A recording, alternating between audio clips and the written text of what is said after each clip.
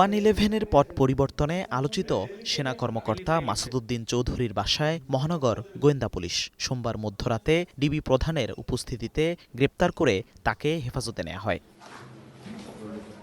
অভিযোগ আছে ২০০৭ সালে সেনা সমর্থিত তত্ত্বাবধায়ক সরকার গঠনে কুশীলবের ভূমিকায় ছিলেন সাবেক এই সেনা কর্মকর্তা। মঙ্গলবার দুপুরে ডিএমপি মিডিয়া সেন্টারে এক সংবাদ সম্মেলনে তার বিরুদ্ধে ফেনীতে ৬টি, ঢাকায় ৫টি মামলা সহ আদালতের গ্রেপ্তারি পরোয়ানার কথা জানান ডিবি প্রধান। গ্রেপ্তারকৃত মাসুদউদ্দিন চৌধুরীর বিরুদ্ধে ফেনী জেলায় ৬টি, ঢাকা মেট্রোপলিটন এলাকায় ৫টি, মোট ১১টি মামলার তথ্য এ পর্যন্ত আমরা পেয়েছি। এর মধ্যে ফেনী জেলায় ৩টি মামলা বিচারাধীন এবং সেই বিচারাধীন থাকা অবস্থায় উনি পলাতক থাকায় ওনার বিরুদ্ধে আদালত কর্তৃক গ্রেপ্তারি পরোয়ানা ইস্যু করা হয়েছে।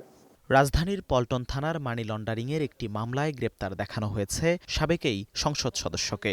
আদালতে পাঠিয়ে ৫ দিনের রিমান্ড আবেদনের কথাও জানান পুলিশের এই কর্মকর্তা। বলেন, গণতান্ত্রিক ধারা অব্যাহত রাখা এবং ন্যায় বিচার নিশ্চিতে কাজ করবে পুলিশ।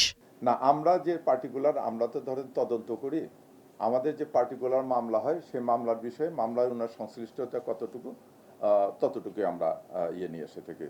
তবে আমি আপনাদেরকে নিশ্চিত দিচ্ছি ঢাকা মহানগর গোয়েন্দা পুলিশ তথা বাংলাদেশ পুলিশ মানে গণতান্ত্রিক ধারা অব্যাহত রাখার জন্য এবং ন্যায় বিচার নিশ্চিত করবে, সকল রকম অন্যায় অবিচারে যথাযথ বিচার নিশ্চিত করবে, এটা আমরা করব।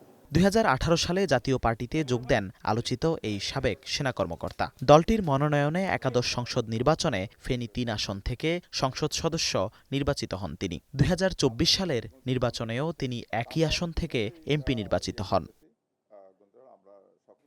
জিহাদুল ইসলাম, ওয়ান নিউজ, ঢাকা।